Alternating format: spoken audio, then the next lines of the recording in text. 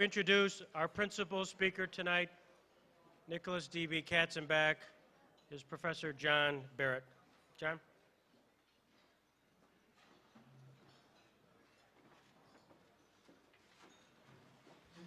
Yes, it's me again. Please keep eating, and I will be brief. Our final guest and principal speaker this evening is Nicholas Katzenbach. A native of New Jersey, he began his college education and then was called to Uncle Sam. After he got out of the Army Air Force, he graduated from Princeton in 1945, from Yale Law School, where he was editor-in-chief of the Law Journal in 1947, and then skipped the Supreme Court clerkship thing, which really seems sort of in opposition to this evening's theme, or today's theme. Instead, he was a Rhodes Scholar at Oxford from 1947 to 1949, and then went into private practice, into government law practice in the Department of the Air Force as general counsel, then into academia as a law professor, first at Yale and then at the University of Chicago, and all of that before 1961, when he joined the Kennedy administration. He served as Assistant Attorney General in the Office of Legal Counsel from 1961 to 1962, and then when Byron White went to the Supreme Court, he succeeded him as Deputy Attorney General of the United States from 1962 until 1965, at which point he became the Attorney General, where he served from 1965 through 1966. At that point, a very complex point for the country and the world, he moved to the State Department, where he served as United States Undersecretary of State for the remainder of the Johnson administration.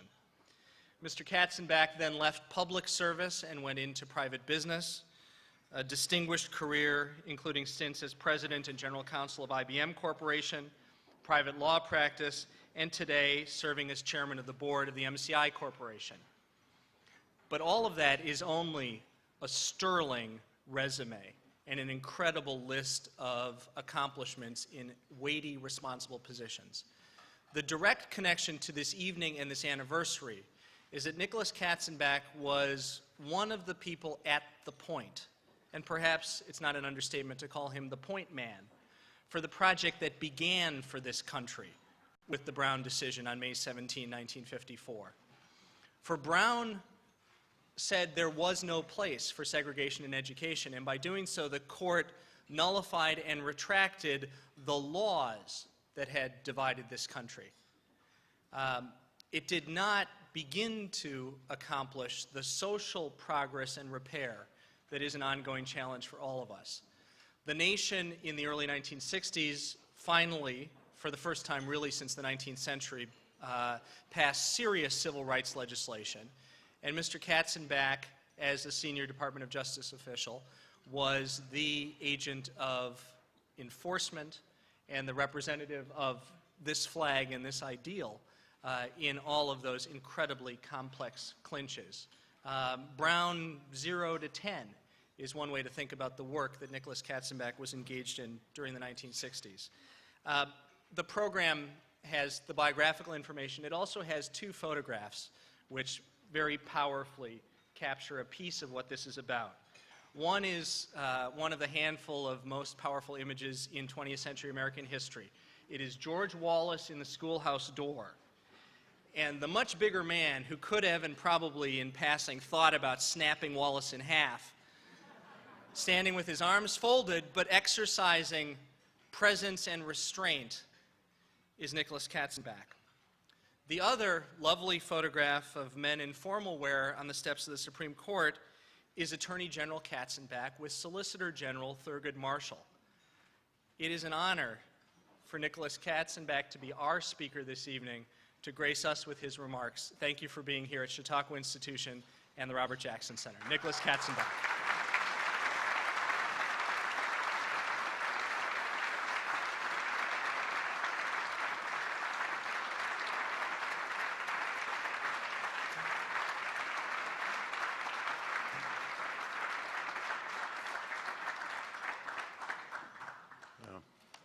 Thank you for that very gracious introduction. I was concerned for a while who it was you were talking about. But it is a great pleasure for me to be here at the Jackson Center on an occasion which celebrates the most significant decision of the Supreme Court in the past century. Justice Jackson was an important member of that court who helped Chief Justice Warren to achieve a unanimous decision, and the court, appreciating the strong public reaction to its decision, needed to be unanimous. I think no justice predicted or could have predicted the impact of that decision as it has evolved over the last 50 years. But they all knew it was a turning point in our long history of racial prejudice and the subordination of African American citizens to the white majority. The problem the court faced and had circumvented in prior decisions was the 1896 decision of the court in Plessy against Ferguson. That case held that a black passenger could be compelled by state law to use separate but equal railroad accommodations, which separated the races without violating the Equal Protection Clause of the 14th Amendment. Its rationale was that this was a legitimate exercise of the state's police power, which did not, in their words, necessarily imply inferiority of either race to the other, so long as the separate accommodations were equal.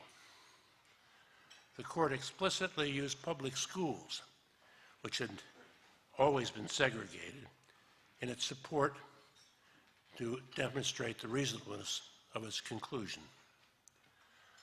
Plessy, of course, became the constitutional and, in a sense, the political justification for the Jim Crow laws of the former slave states. It's hard to imagine that the implication of inferiority was not apparent even at that time to everyone. The NAACP and its Legal Defense Fund were working to secure equal treatment for black citizens in the court despite Plessy, because nothing was ever in fact equal, and there were stirrings against racial discrimination elsewhere in our society during and after World War II. President Truman had integrated the armed forces, and the court had decided cases with respect to graduate education, especially legal education, which the court probably better understood than others, and finding the separate accommodations not equal. Charles Houston and Thurgood Marshall believed the court was ready to face Plessy head on, and they were right. All the justices disagreed, in fact, with the rationale of Plessy, but there was understandable concern about the public reaction, especially in the South. They were also aware of the administrative problems in accompanying school desegregation, and hence the famous, or if you will, infamous, with all deliberate speed. But I can't help but wonder if even they fully anticipated the revolution that Brown unleashed. Brown and its companion cases held that state laws requiring or permitting separation of the races in schools violated the equal protection and due process clauses of the Constitution. Such laws made no invidious distinction. Such laws made an invidious distinction between the races, which prejudiced the learning of black students. The reaction to Brown in the southern states was, I think, even more resistant than had been predicted. There simply was no intention on the part of state officials, from the governor on down, to comply with the decision. It wasn't a question of time. They simply weren't going to voluntarily comply. The Legal Defense Fund brought cases which were stalled, delayed, appealed, and so forth, with little result. And when in Arkansas, the public school in Little Rock was ordered to admit a few black students, Governor Faubus, who incidentally had a reputation for being a liberal and for being as good as anyone in the South on race, nevertheless, when it was ordered to admit the black students, he ordered the State Guard to block their admission. After negotiations with the administration continued to fail, President Eisenhower, to his great credit, used federal troops to enforce the court order, and even after the admission, those girls needed, for the duration of their time, Army protection. But these efforts to desegregate schools were not the only results of the Brown decision. In 1957 and again in 1960, Congress made efforts to enact modest civil rights laws. Efforts which would not have even been attempted before Brown because of the legitimacy given racial discrimination by Plessy. Because of the Southern opposition and the ability of Southern senators to filibuster, and because enthusiasm elsewhere for the equal rights of blacks was somewhat tempered, the laws did not amount to very much. In fact, Thurgood Marshall spoke here at Chautauqua in 1957, as was said before, highly critical of what he regarded as rather puny efforts in Congress. The most important impact of Brown was probably less on school desegregation than on the politics of equality. Martin Luther King and the Southern church leaders seized upon the decision to demand rights far in excess of what the court had decided. Sit-ins in restaurants and lunch counters that were segregated by custom more than law began taking place, and arrests for trespass followed. While Dr. King, like his model Gandhi, preached nonviolence to his followers, their nonviolence was almost certain to induce violence on the part of others. The resistance of the white South to integration and the determination of the blacks to gain equal treatment was leading to increased danger and more violence. The struggle for African American rights was no longer confined to judges and courthouses and the efforts of the Legal Defense Fund. When John Kennedy became president and I, along with Barrett Prettyman, joined Bobby Kennedy's Justice Department, the Legal Defense Fund was bringing some of its cases to fruition, and Martin King was demonstrating with sit-ins and marches. The Civil Rights Division was expanded greatly under Burke Marshall. The federal government could enforce the law. A few executive actions could be taken, but there were very few laws to enforce. And enforcing Brown on any scale took both time and resources. How many school districts are there to sue? One by one. Thousands, I'd guess. And even if we had the resources, we didn't have the time. Litigation is a painfully slow process. Legislation was needed to preserve order, and meaningful legislation was simply not obtainable. The first crisis that I remember was the Freedom Riders, well-meaning Northern liberals who decided to ride an integrated bus through the Deep South. Predictably, violence occurred, and it showed the world that the federal government had limited resources when it came to protecting unpopular free speech. There was no national police force to maintain law and order, and the order which local and state authorities enforced was a one-way street, with blacks and their supporters being the ones arrested. Essentially, the federal government had to choose between the Army and trying to use courts to establish rights which were then difficult to enforce. The Kennedys made extensive efforts to persuade or cajole Southern governors who, after all, were Democrats, to obey the law, to obey Brown, but to no avail. The second crisis was Ole Miss. We joined the Legal Defense Fund suit to get James Meredith admitted to the university and tried to persuade Governor Ross Barnett to comply with the order of the Supreme Court, an order signed by a Supreme Court justice. No success. To get Meredith admitted, we ended up having to use federal troops, as Eisenhower had at Little Rock, to quell a riot which occurred that Sunday night. That riot has been called an insurrection, I think correctly. And I was there.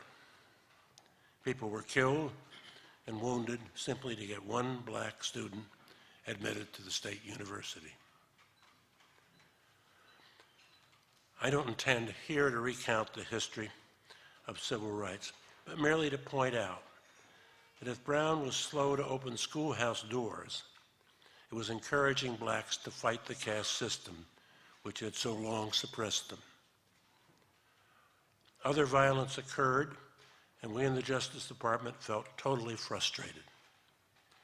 Essential to resolving the problems in our federal system was for Southern state authorities to recognize their law and order obligations and to fulfill them in a constitutionally responsible way. The only other alternative we had was the totally unsatisfactory one of troops.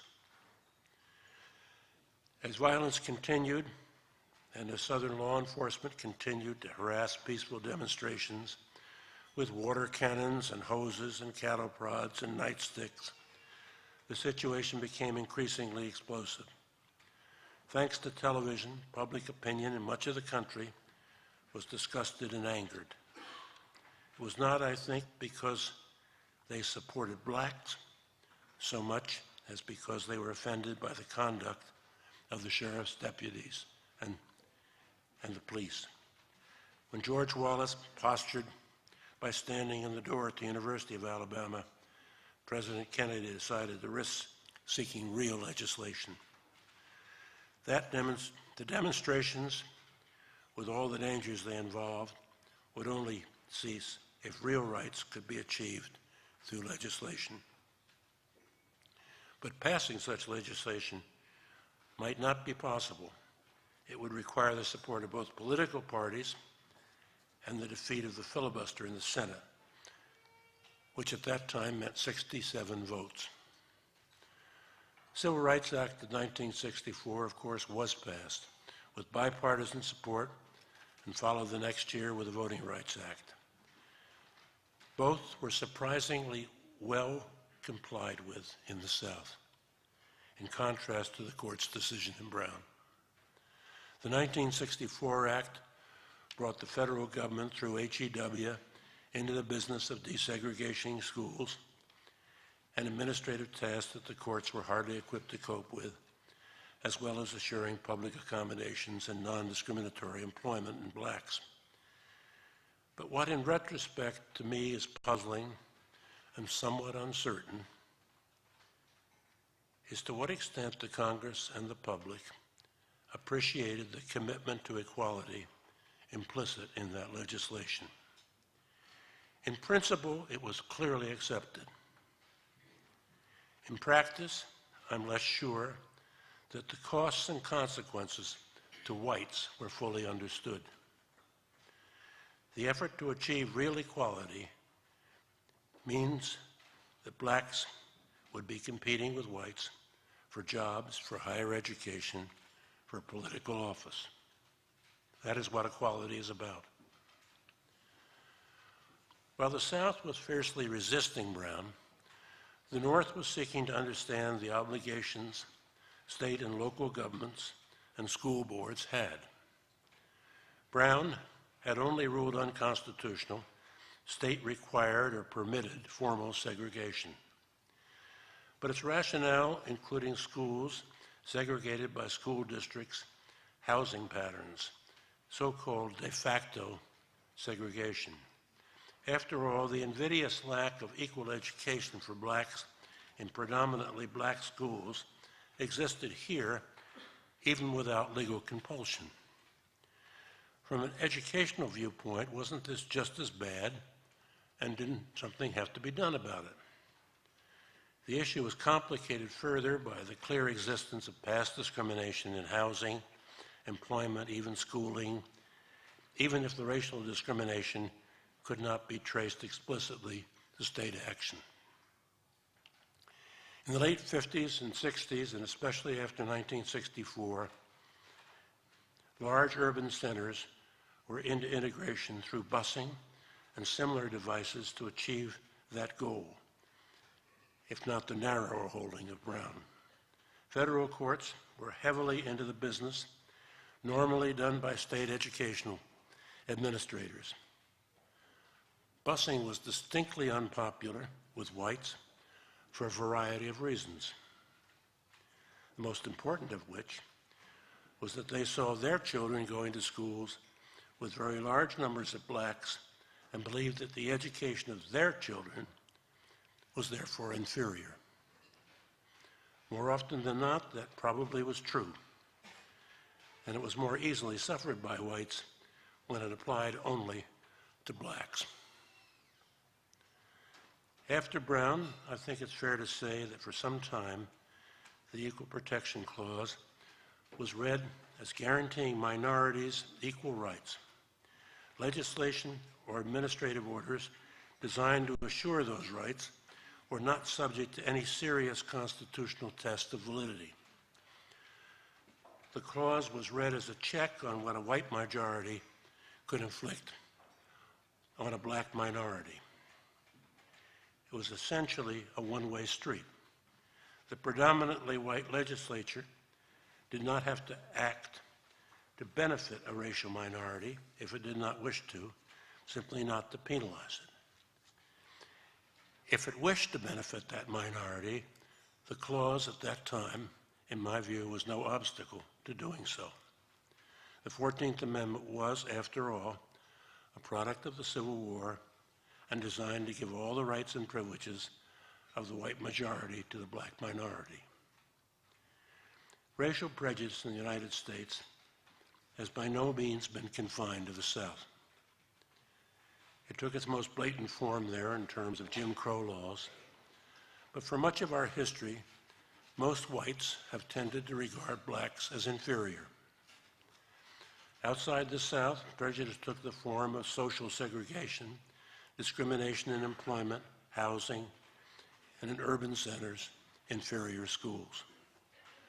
While Northern whites could support civil rights legislation, it was generally perceived as having little effect on them. As Senator Dirksen sought to moderate the bill before passage to satisfy his more conservative members of the Republican Party, the modifications were always aimed at ensuring that the act would have relatively little impact in home states such as his own Illinois. Indeed, a cynic might have said the Republicans supported the bill because they knew it would have little impact on their constituents, while the Democratic Party would lose the solid South. But school desegregation in urban centers was having an impact on their constituents, and the riots of the late 60s in Los Angeles, Chicago, Newark, Washington left a bitter taste. While civil rights continued to be supported, and it was bad form to openly express prejudice, a great deal remained and remains today to be done to solve the problem of racial prejudice, particularly because, in a sense, it's gone underground. In 1968, the segregationist George Wallace got 13% of the popular vote in this country, much of it in the North, by appealing in subtle ways to racial bias and prejudice.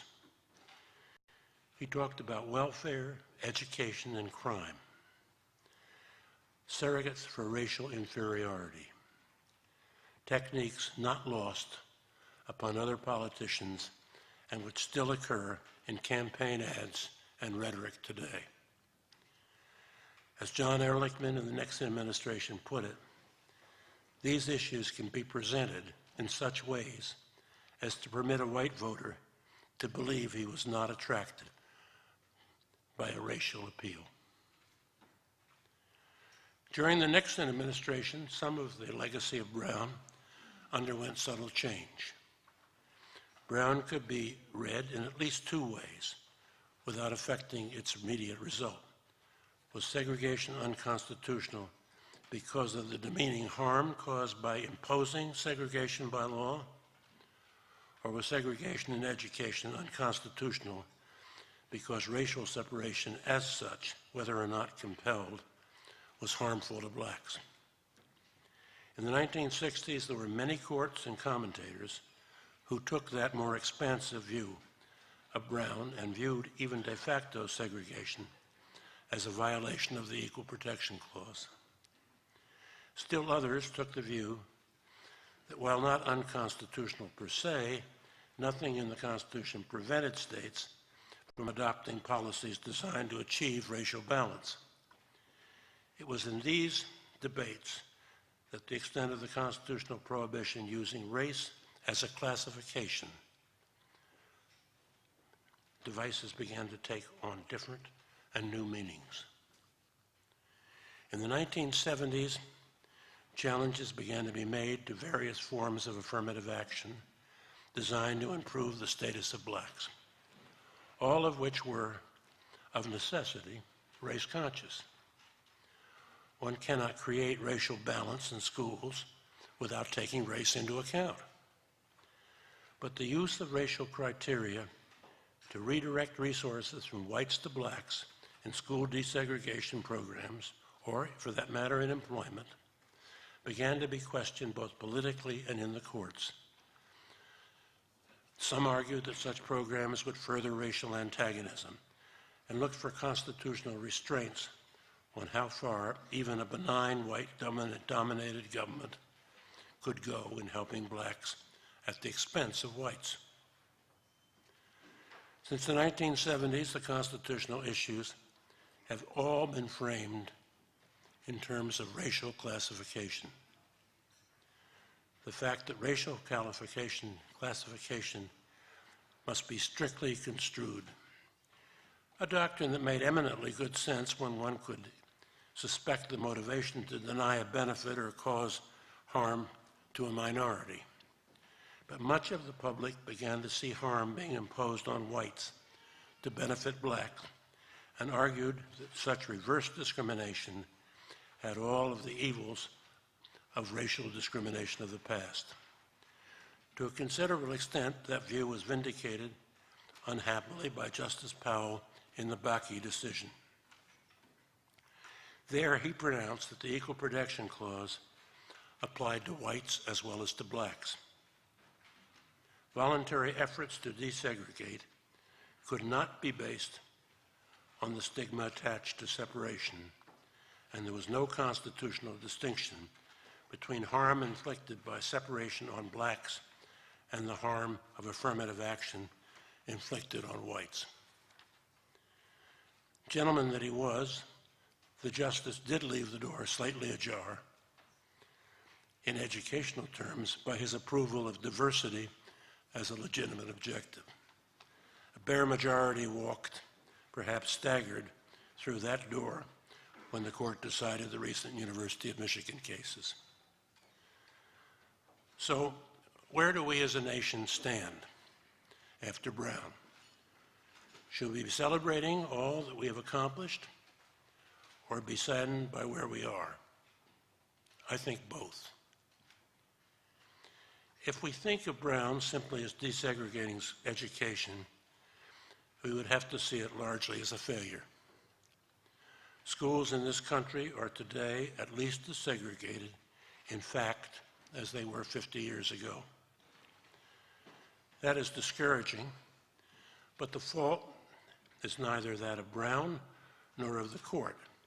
The court could and did eliminate state-supported segregation. It could not and did not eliminate that segregation caused by a host of other factors: property taxes, housing patterns, school district lines, and so forth. including, to some degree, racial bias. Efforts to solve problems of inferior education for so many African Americans through enforced desegregation simply didn't work sufficiently well. We can have a form of affirmative action in the guise of diversity at elite universities, and that is helpful. But it would be far more helpful to ensure that all our children, black and white alike, get a good education in grades K through 12. Given the international economy we live in, our dependence on technology, education remains a priority problem to solve, and it is an extremely difficult one. If we think of Brown in political terms, it has accomplished much. It has abolished state-supported segregation in all segments of our society and opened the door to legislation which has truly changed our society. It inspired African Americans to insist on the rights to which all of us are entitled to take political action, and the result has been a growing and prosperous black middle class. When I see the America my grandchildren are growing up in and compare it to that in which I lived at their age, it is different and a far better place in terms of race. We haven't solved the problems. More racial bias than most of us, black or white, will admit still exists.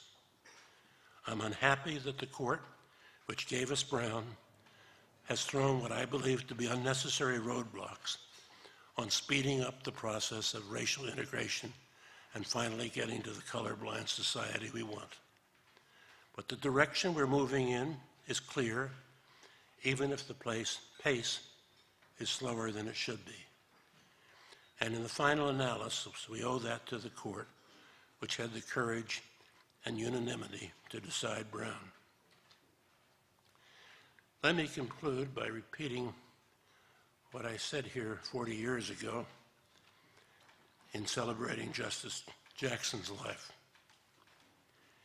He viewed the law as a tool to build a better society and recognized, unafraid, the demands of a changing world and a changing society. The role of government was not to bar change, but to see that necessary change occurred in an orderly, thoughtful manner. I think that's what Brown is all about.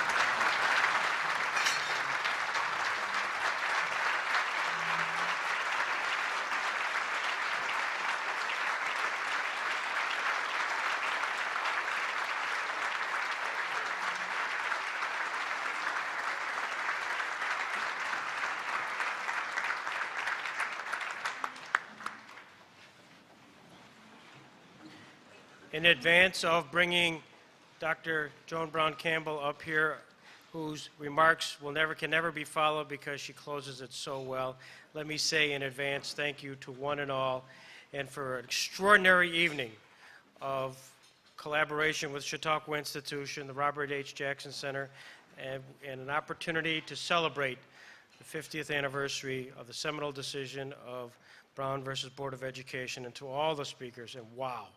What a day this has been. I can tell you from this morning until tonight, just an extraordinary opportunity for us to learn and to understand the insights of something that occurred 50 years ago.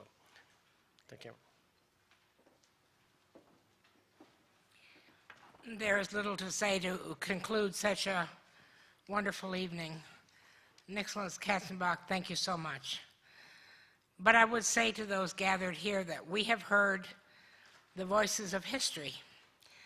And for Nicholas and for myself, I suppose our age makes us people of history. I am reminded when my granddaughter came home and said that she was studying Martin Luther King. And her mother said to her, "You should talk to your grandmother." She knew Martin Luther King. And she looked at her mother and she said, "No. He was in history." And I realized that for my grandchildren's generation, Martin Luther King, Brown versus the Board of Education, is little more or everything that George Washington was to us. It is, in fact, only history. So when we hear this tonight, and we hear what you have to say to us, and we remind ourselves of this remarkable history, what it really says to us is that it is now up to us, not simply to rehearse the history, but the future belongs to us. And so it is for us to live beyond the history and to take from that history all the gifts that have been given to us. Enormous gifts, enormous challenges, and to move forward into a world that we are yet to envision. And I suppose, since I am to give the benediction, the words of the benediction are very clear, and that is simply to say to the Lord of history, go with us. Take us into the future that you imagine for us, and give us the courage to be God's people as people have been in the past. Give us the courage to be your people in a history that is yet to be lived and yet to be envisioned. God bless you. Thank you.